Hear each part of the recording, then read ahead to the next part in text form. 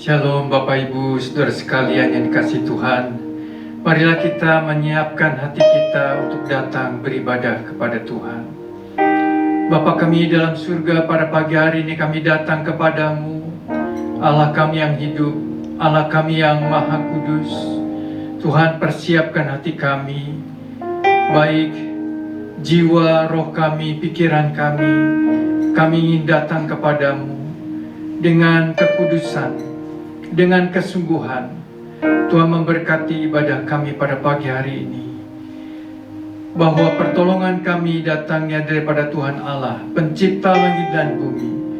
Turunlah kiranya dalam ibadah kami pada pagi hari ini anugerah damai sejahtera dari Tuhan kita Yesus Kristus. Amin.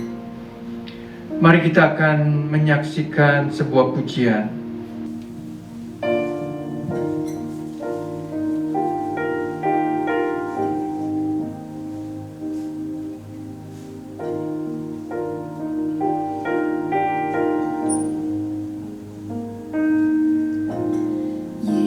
Yesus, kau sungguh baik.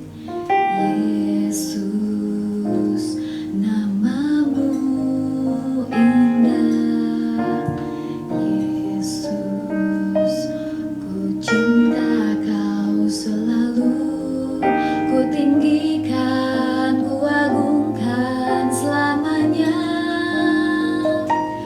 Ku mau memujimu, ku selalu pujimu. Ku mau menyembahmu, ku selalu sembahmu. Kau yang layak terima semua pujian, kemuliaan hanya bagi Tuhan.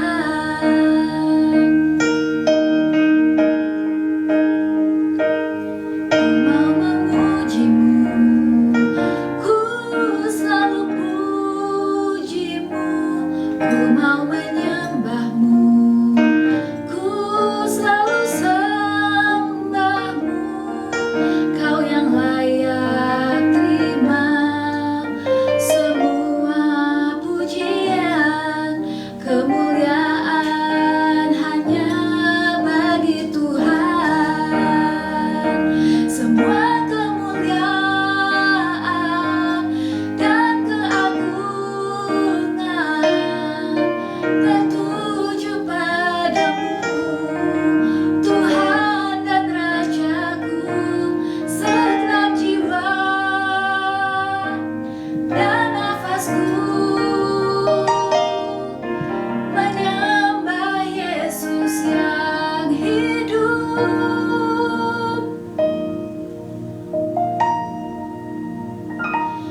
Ku mau memujimu, ku selalu pujimu. Ku mau menyembahmu, ku selalu sembahmu. Kau yang layak terima semua pujian, kemuliaan hanya bagi Tuhan. Mari kita tundukkan kepala, masuk di dalam doa. Bapa kami dalam surga, pada saat ini kami akan membaca dan merenungkan firman-Mu. Kiranya Allah Roh Kudus menerangi hati kami, pikiran kami, menguasai jiwa kami. Kami ingin mendapatkan berkat daripada Tuhan. Tuhan, urapi hamba-Mu, pakai hamba-Mu sebagai saluran berkat. Allah Roh Kudus mengurapi hamba-Mu. Terima kasih Tuhan. Di dalam nama Tuhan Yesus kami panjatkan doa ini.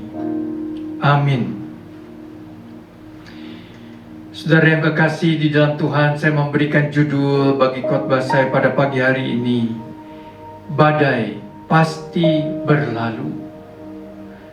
Pada waktu saya masih muda, ada sebuah lagu yang cukup terkenal yang berjudul Badai Pasti Berlalu. Kemudian dibuat juga sebuah film dengan judul Badai Pasti Berlalu.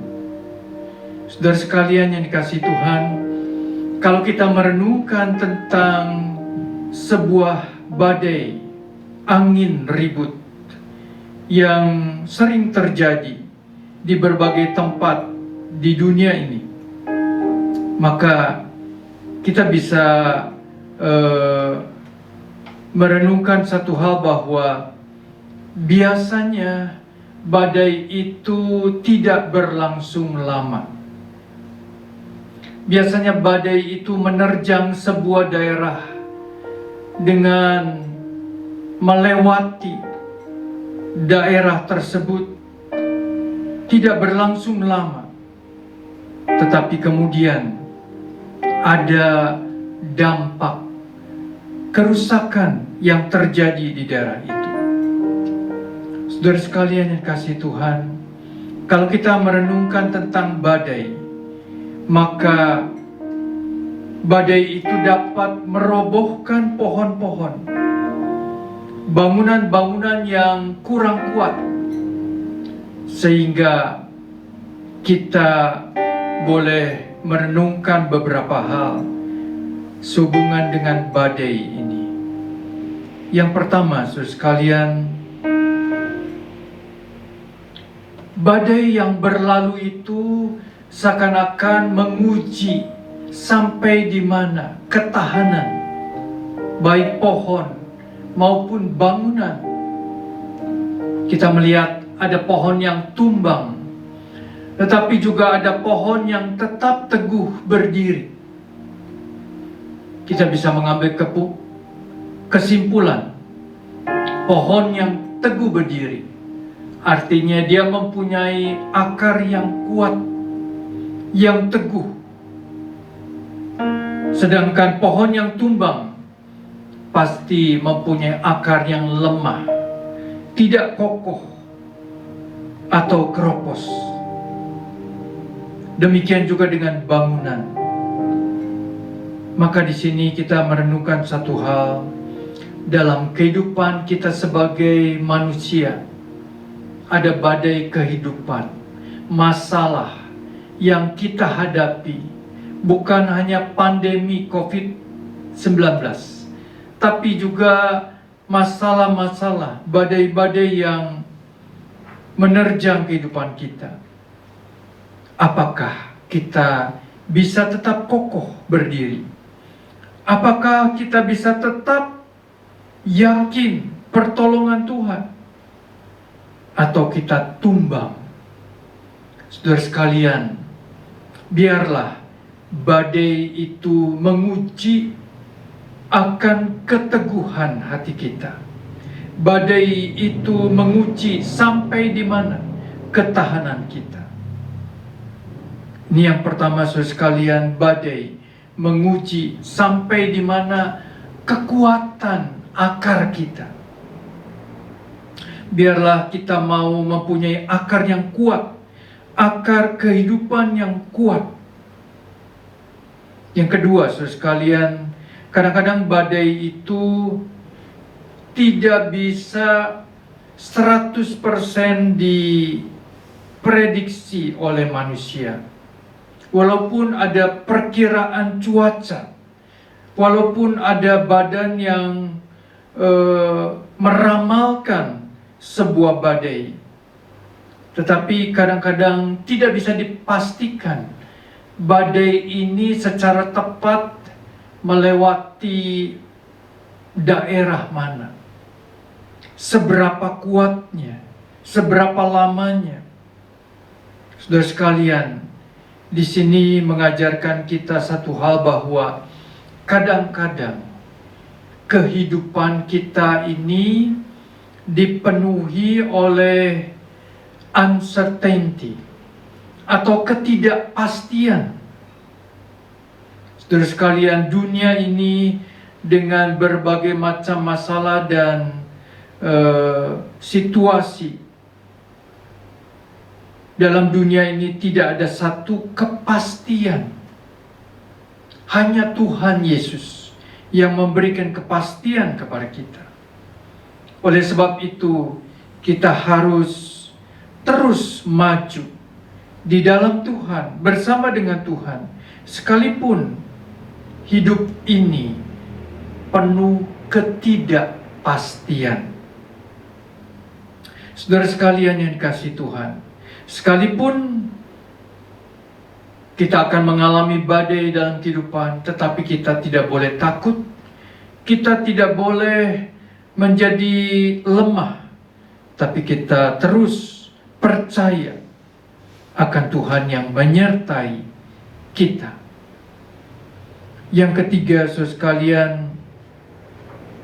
kalau kita merenungkan tentang pandemi COVID-19,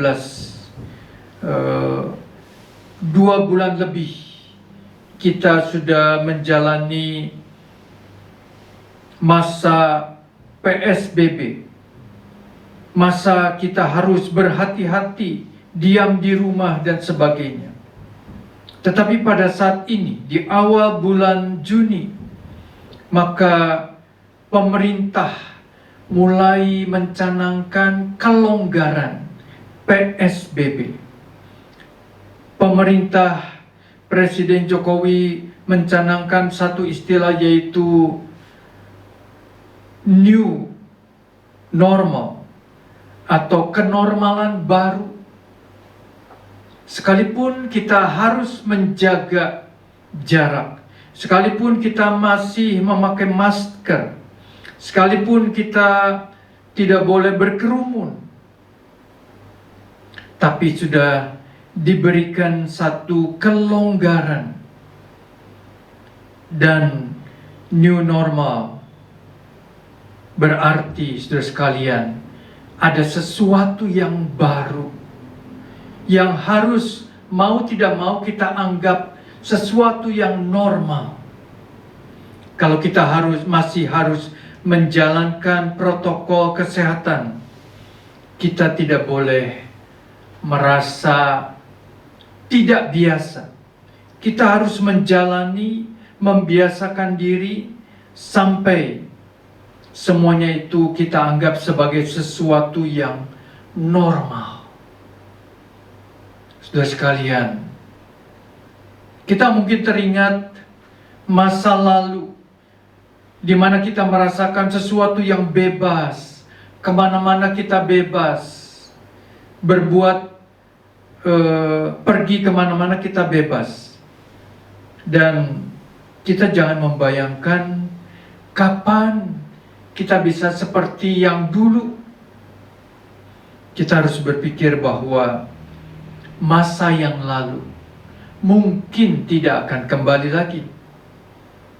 Kita harus menghadapi masa depan, sesuatu kenormalan baru. Kita harus menyesuaikan diri. Saudara sekalian, di dalam firman Tuhan kita akan membaca, merenungkan satu kisah yang terdapat di dalam Kisah Rasul 27 ayat 8 sampai 13. Demikian firman Tuhan. Kisah Rasul 27 ayat 8. Sesudah kami dengan susah payah melewati tanjung itu, sampailah kami di sebuah tempat bernama Pelabuhan Indah, dekat kota Lasea. Sementara itu sudah banyak waktu yang hilang. Waktu puasa sudah lampau dan sudah berbahaya untuk melanjutkan pelayaran. Sebab itu Paulus memperingatkan mereka, katanya, "Saudara-saudara, aku lihat bahwa pelayaran kita akan mendatangkan kesukaran-kesukaran dan kerugian besar, bukan saja bagi muatan dan kapal, tetapi juga bagi nyawa kita. Tetapi perwira itu lebih percaya kepada jurumudi dan nahkoda daripada kepada perkataan Paulus. Karena pelabuhan itu tidak baik untuk tinggal di situ selama musim dingin, maka kebanyakan dari mereka lebih setuju untuk berlayar terus dan mencoba mencapai kota Phoenix untuk tinggal di situ selama musim dingin. Kota Phoenix adalah sebuah pelabuhan pulau Kreta yang terbuka ke arah barat daya dan ke arah barat laut. Pada waktu itu, angin sepoi-sepoi bertiup dari selatan. Mereka menyangka bahwa maksud mereka sudah tentu akan tercapai. Mereka membongkar sauh, lalu berlayar dekat sekali menyusur pantai Kreta. Saudara yang dikasihi Tuhan, kita membaca sebuah kisah dari Rasul Paulus pada waktu dia bersama dengan penumpang kapal yang lain. Paulus sebagai tawanan yang akan dibawa ke Kaisar di Roma. Pada waktu itu, Paulus ditemani oleh seorang perwira yang menjaga Paulus. Pada waktu itu, perjalanan kapal sudah melewati berbagai macam rintangan, angin ribut, dan juga halangan-halangan yang lain. Dan pada saat mereka tiba di sebuah pelabuhan, Rasul Paulus berusaha menasehati akan perwira. Demikian, di dalam ayat yang ke-10, saudara-saudara, aku lihat bahwa pelayaran kita akan mendatangkan kesukaran-kesukaran dan kerugian besar, bukan saja bagi muatan dan kapal, tetapi juga bagi nyawa kita. Rasul Paulus mencoba memberikan nasihat kepada perwira. Ada bahaya yang mengancam bagi kapal, bagi pelayaran. Tetapi perwira ini tidak mendengar nasihat dari Rasul Paulus. Dan apa yang didengar oleh perwira tersebut? Perwira tersebut lebih mendengarkan nasihat dari nahoda, dari jurumudi, yang dia anggap sebagai orang yang lebih tahu tentang pelayaran. Maka perwira itu berkata, mendengarkan perkataan daripada jurumudi dan nahoda. Memang pelabuhan di situ tidak baik untuk didiami karena menghadapi musim dingin. Jadi nahoda berkata lebih baik kita berlayar. Nah, saudara sekalian, kadang-kadang nasihat dari seorang yang mengerti belum tentu nasihat itu tepat. Rasul Paulus berkata sesuai dengan pimpinan daripada Tuhan. Tetapi perwira tidak mendengarkan nasihat dari Paulus. Dia lebih mendengarkan nasihat daripada ahli pelayaran, yaitu jurumudi dan nahoda. Hal yang lain juga, dari antara penumpang kapal, mereka merasa tidak sabar untuk menunggu. Mereka tidak mau menunggu lebih lama. Mereka berpikir lebih baik kita berjalan, berlayar untuk sampai di tujuan. Kadang-kadang ketidaksabaran kita bisa merupakan bahaya yang akan kita hadapi. Saudara sekalian yang dikasihi Tuhan, hal yang lain juga adalah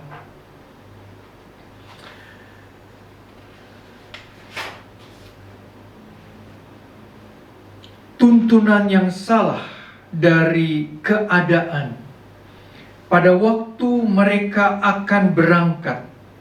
Di dalam ayat yang ke-13 disebutkan di situ, bertiup angin sepoi-sepoi dari selatan. Sehingga pada waktu itu mereka merasakan angin yang segar, sepoi-sepoi, angin dari selatan yang mengatakan bahwa cuaca akan baik, pelayaran akan lancar. Kadang-kadang kita juga mengandalkan situasi, keadaan. Tetapi situasi dan keadaan bisa berubah.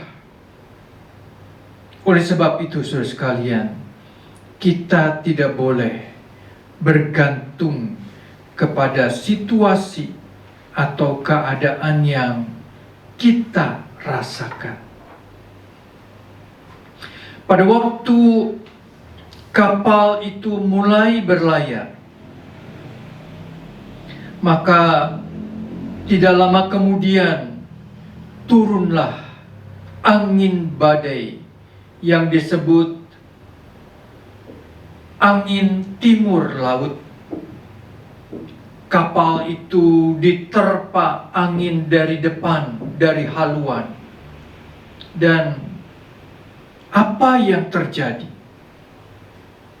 Saudara sekalian, pada waktu sebuah kapal diterpa oleh badai, oleh angin, yang tentunya dimaksud di sini adalah angin yang sangat dahsyat, angin ribut yang begitu kencang, maka beberapa hal terjadi seperti dilukiskan di dalam ayat-ayat berikutnya, bahwa di dalam ayat 15 dan seterusnya digambarkan keadaan kapal itu. Kapal itu terombang-ambing. Tadinya kapal itu berlayar menuju sebuah arah tujuan. Tetapi ketika angin badai menerpa, kapal itu terombang-ambing. Tidak bisa mencapai tujuan. Terombang-ambing artinya, saudara sekalian, bergerak ke kiri, ke kanan, tanpa arah. Saudara sekalian, kadang-kadang di dalam hidup kita juga mengalami masalah, badai dalam kehidupan. Dan kita apakah juga seperti kapal terombang-ambing? Saudara sekalian, kita sebagai orang yang percaya, orang yang beriman, jangan sampai hidup kita, hati kita, iman kita terombang-ambing. Pada saat kapal itu terombang-ambing, pada saat para penumpang juga mengalami ketakutan, lalu apa yang mereka lakukan? Di dalam ketakutan, di dalam terombang-ambing, seringkali mereka mengalami atau mengambil keputusan yang keliru. Keputusan yang mereka ambil adalah mereka mau membuang muatan-muatan kapal. Saudara sekalian, dalam keadaan yang terombang-ambing, para penumpang ini tidak makan. Mereka panik, Mereka khawatir dan mereka tidak makan. Kemudian Rasul Paulus berkata, saudara-saudara, sebelum kita membuang muatan, kita harus makan sampai kenyang. Kita harus menjaga kesehatan kita. Kita harus menjaga diri kita. Untung mereka mendengarkan perkataan Paulus. Mereka makan terlebih dahulu, baru beberapa muatan yang berlebih itu dibuang ke laut. Satu pelajaran yang harus kita simak, saudara sekalian, kadang-kadang di dalam keadaan terombang-ambing, di dalam keadaan yang panik, kita membuang hal yang masih kita butuhkan. Kita membuang hal yang sebetulnya berharga. Jangan sampai, saudara sekalian, itu terjadi dalam kehidupan kita. Jangan sampai hati kita terombang-ambing dan membuang barang-barang yang berharga. Dan pada hal yang ketiga, dalam keadaan yang terombang-ambing, di dalam ayat ke-20 dikatakan, setelah beberapa hari lamanya, baik matahari maupun bintang tidak kelihatan, dan angin badai yang dahsyat terus-menerus mengancam kami. Akhirnya putuslah segala harapan kami untuk dapat menyelamatkan diri kami. Saudara sekalian, di tengah cuaca yang buruk, tidak ada matahari kelam, bintang-bintang juga tidak kelihatan, angin badai yang terus menerpa, di situ bisa timbul putus asa. Saya begitu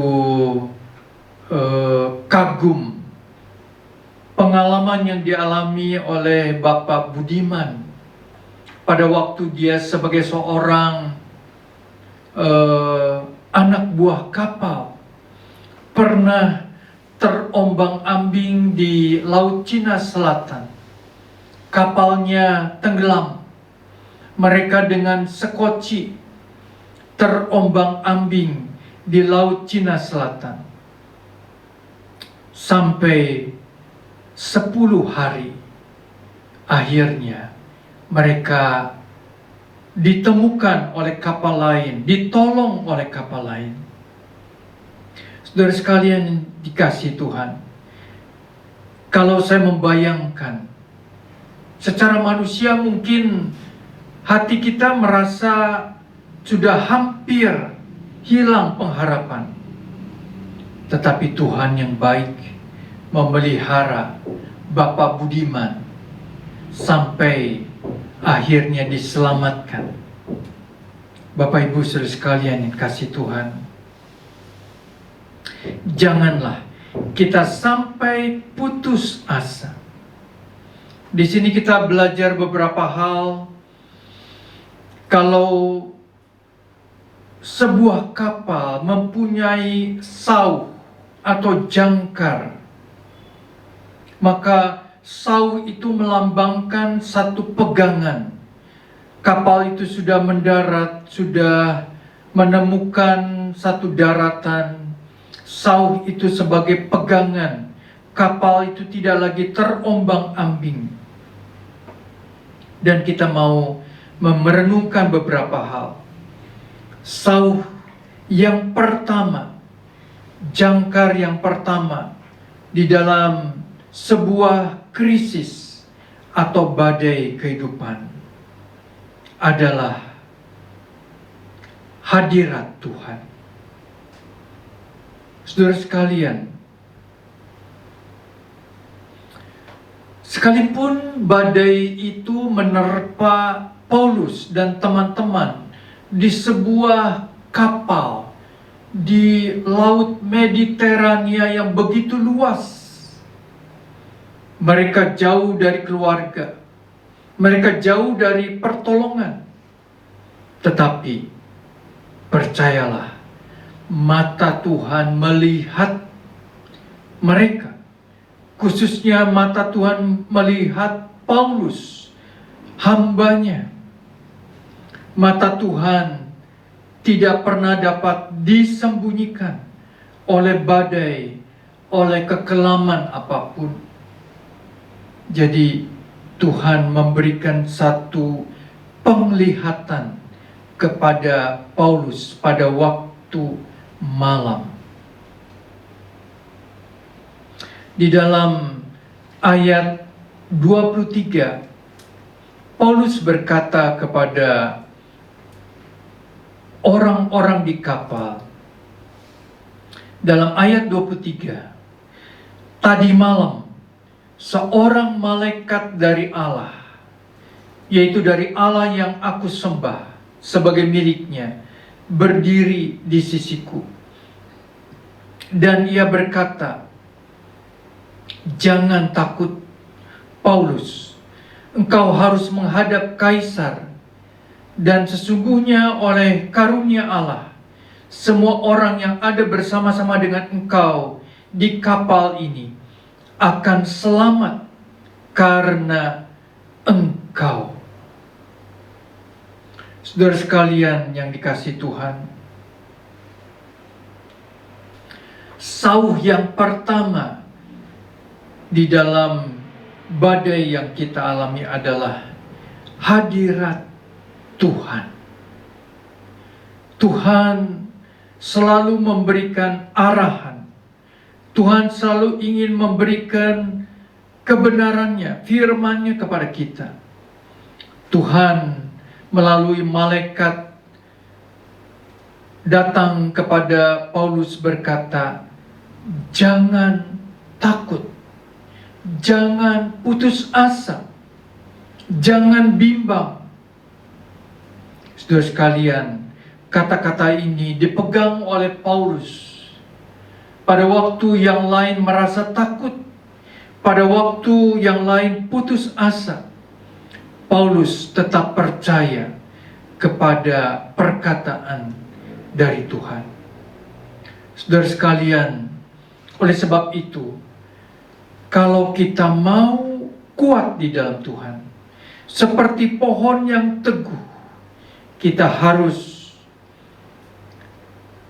merenungkan, mengimani, membaca firman Tuhan. Satu firman Tuhan yang tertulis dalam Ibrani 13 ayat yang kelima. Dikatakan, aku menyertaimu, aku melihatmu di badai di Laut Mediterania. Aku sekali-kali tidak akan membiarkan engkau, dan aku sekali-kali tidak akan meninggalkan engkau. Saudara sekalian, biarlah kita pegang janji firman Tuhan ini. Allah sekali-kali tidak meninggalkan kita. Allah sekali-kali tidak membiarkan kita. Allah kita adalah bagaikan sauh yang dapat kita percayai.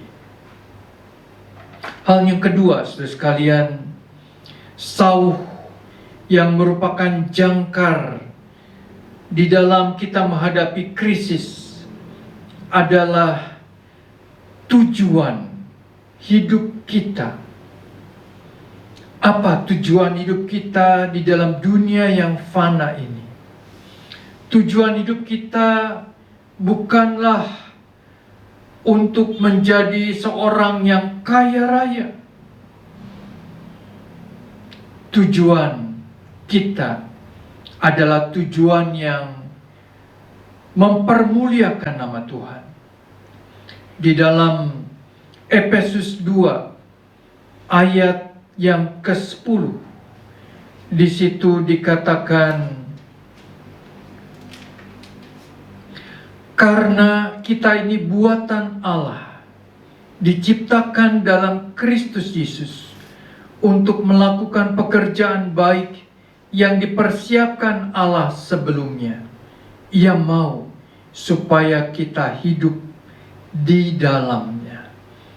Kita diciptakan di dalam Kristus. Kita diciptakan oleh Allah untuk melakukan pekerjaan yang baik. Saudara sekalian yang dikasihi Tuhan, Paulus diberi tujuan oleh Tuhan dalam hidupnya. Tuhan berkata, Paulus, engkau harus menghadap Kaisar di Roma. Di hadapan Kaisar engkau harus bersaksi. Satu tujuan yang mulia, satu tujuan yang kekal. Saudara sekalian, dalam hidup ini kita tidak boleh menyimpang dari tujuan utama dalam hidup kita. Ada sebuah film koboi yang mungkin pada zaman dahulu kita suka melihat film koboi. Diceritakan seorang jagoan, seorang koboi yang jago tembak.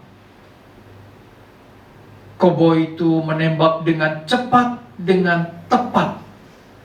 Tidak ada seorang pun yang bisa melawan dia.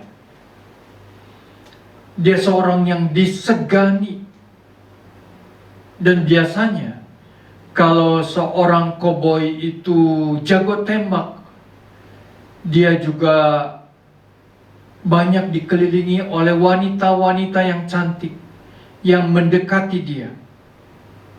Nah, saudara sekalian, entah beberapa lama koboi ini dianggap sebagai seorang yang jago tembak, seorang yang disegani, seorang yang digandrungi oleh banyak wanita. Sampai pada satu kali, koboi yang dulunya jagoan ini bertambah tahun, bertambah usianya. Dan muncullah seorang pemuda yang juga jago tembak. Sehingga pemuda ini, koboi muda ini mulai menantang koboi yang tua ini. Apakah kamu berani melawan saya? Mengadakan duel, adu cepat. Dan ketika kedua koboi ini duel, berhadapan satu dengan yang lain, ternyata koboi yang muda ini lebih cepat dan dia menembak koboi yang tua tersebut. Pada waktu koboi yang tua itu tergeletak, di situ ada kata-kata terakhir yang dia ucapkan. Kata itu mempunyai arti yang dalam. Dia berkata, seandainya aku menyadari hal ini akan terjadi, aku memilih sesuatu yang lebih baik. Saudara sekalian dikasihi Tuhan, kadang-kadang manusia tidak menyadari ada tujuan yang diberikan Tuhan yang lebih baik. Tetapi seringkali kita manusia memilih tujuan hidup yang menurut anggapan dia baik, tetapi pada akhirnya dia menyesal. Dia tidak sampai kepada tujuan utama.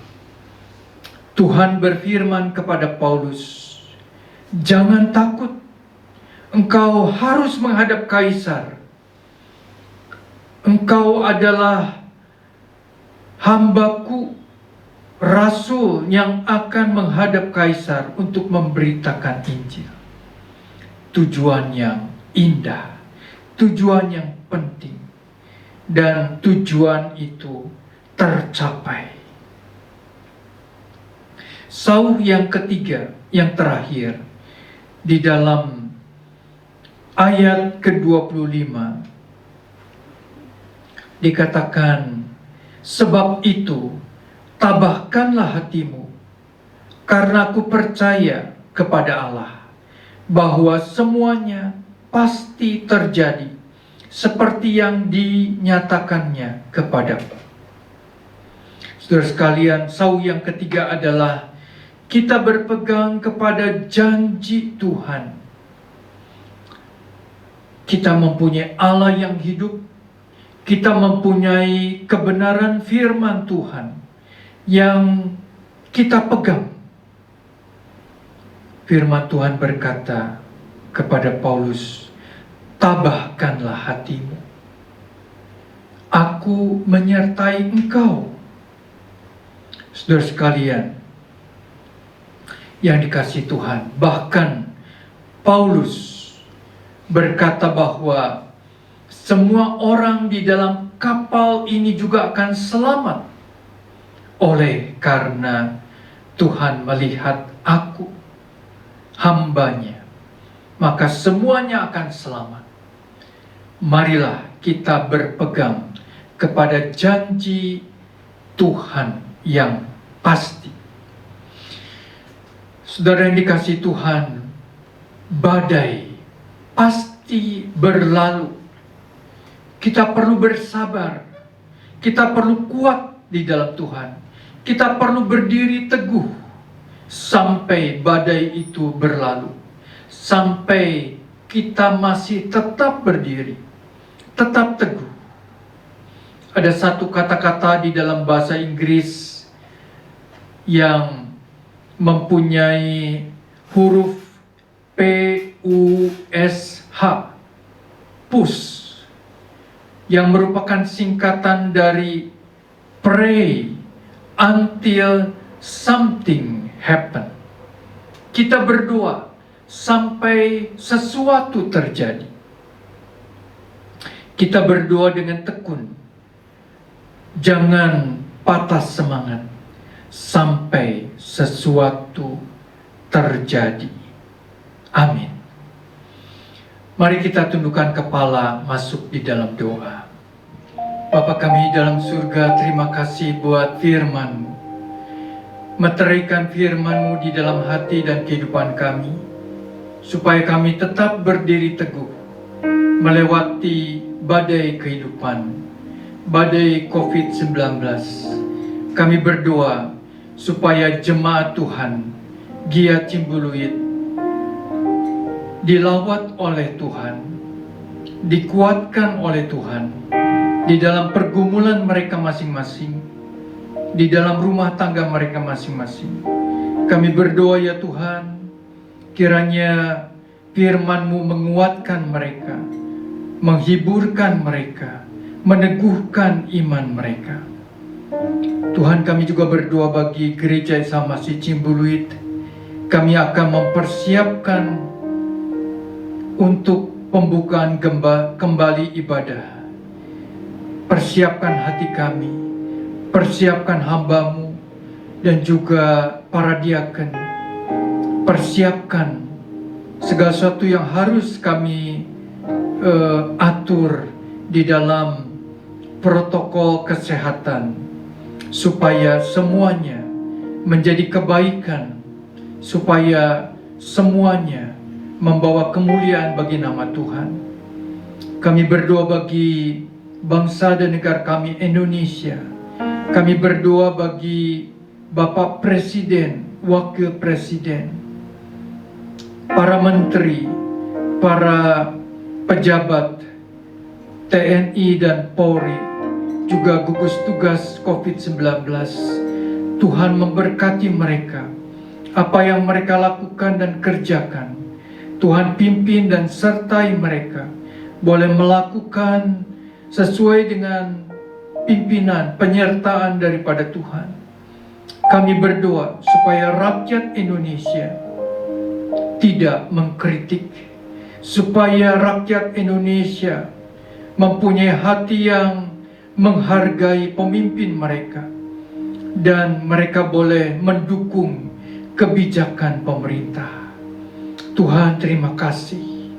Kami percaya kebaikan-Mu, pertolongan-Mu, berkat-berkat-Mu ada pada bangsa kami, Indonesia. Saudaraku yang kekasih, marilah kita bangkit berdiri. Terimalah berkat Tuhan.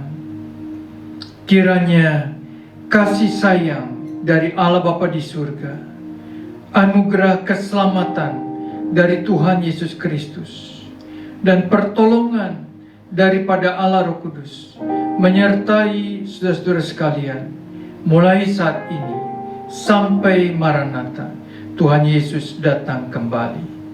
Amin. Tuhan memberkati saudara sekalian.